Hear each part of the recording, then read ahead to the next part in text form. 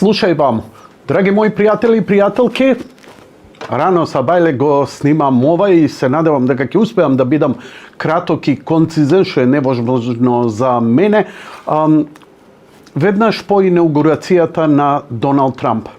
За мене лично ова се мешани емоции. Го направи преносот колку толку, некако на времето кога имав многу сатница, сепак мојата матична телевизија сега ми овозможи колку толку простор со неколку гости, меѓу кои беше и Цветин, со кого пред 8 години исто така ја коментиравме инаугурацијата, но сега е еден сосема поинаков аспект, од сосема една поинаква перспектива, од години на прогон, нацизам, фашизам, лажење, крадење и тероризирање на луѓето низ целиот свет. Дали е тоа ковид, дали е се тоа локалните војни, дали е тоа джендер ориентед политик, дали е тоа мигрантската криза.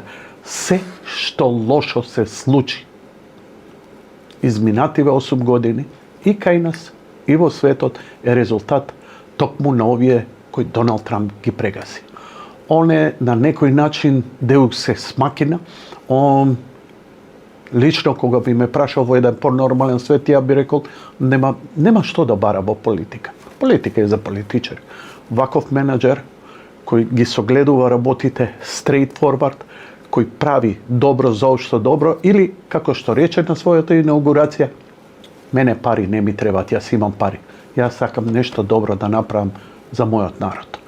Тоа се големи зборови и не се формални, затоа што луксузот кој ќе го живее во белата куќа е на пониско ниво од оној што си го има лично и приватно, кој го стекнал со свој успех, со своја работа.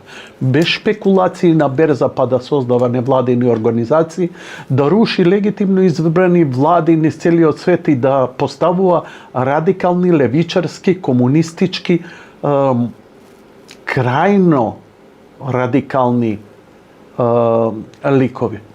Доналд Трамп е историски момент, очигледно многу поинтелигентно, не само он, туку и републиканците, сватија каде играта, сватија добро ја заанализира дека мора да се прават радикални промени. Она што ме радува, дека ќе го прават она што и Милеј го направи во Аргентина, кратење на министерствата, прекин на давање пари и фондови за лубриканти и слични идиотштини, прекин на така нареченото цензурирање медиумско, кој го одобрија сите медиуми. Освен не видовме како Google ќе реагира, наскоро ќе го почувствуваме тоа, но затоа Марк Цукерберг, Елон Маск, Джеф Безос и Бил Гейтс му дадоа поддршка. Иако Бил Гейтс не беше на инаугурацијата, но затоа беше со своје видеообраќање вчера даде поддршка на новите процеси и она што ќе се случува.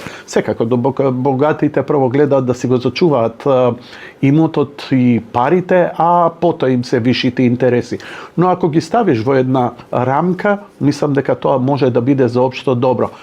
Ја би сакал само да биде внимателен, бидејќи сигурно ќе му играат зад грб и ќе се обидат да му направат Цезар салата, но затоа па искрен пријател има во Елон Маск, кој сега го стави под контрола и Джеф Безос и тоа ќе биде клучното. Она што ми е најважно е нашиот тим, предводен од Мицкоски, со уште неколку владини членови во Вашингтон, каде што благодарејќи на Крис Павловски и уште двајца многу влијателни, многу богати и луѓе блиски до новата гарнитура на администрацијата на Доналд Трамп, создадоа контакти, комуникации кои треба да овозможат пред се прво да се тргне Сорос и неговото финансирање и да се тргне USAID.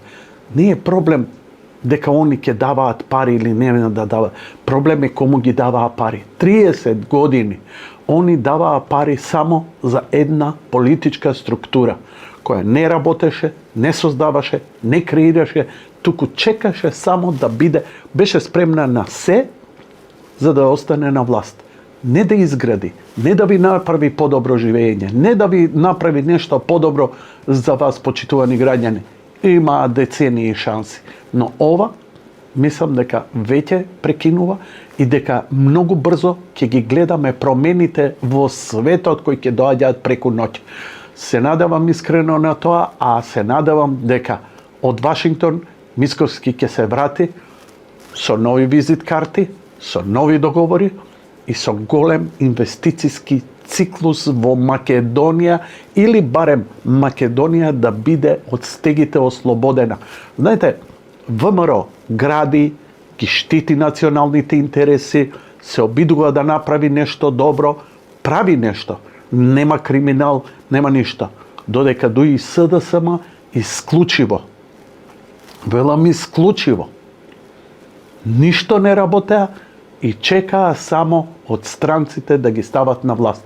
Така ќе биде и годиниве, ќе плюкаат на секоја позитивна работа, што е легитимна работа, легитимно како опозиција, но од друга страна, пасокизацијата кај нив треба да биде максимална за да се изроди нешто здраво. Ако утре дојде смена на власта во Македонија, да биде нешто што ќе го прави креативно, позитивно за оваа земја и за овој народ и за граѓаните, да речеме на поинаков начин. Сега за сега, многу добро ни оди, со ова уште подобро. Господ нека ја на помош на Македонија. Слушај, вамо.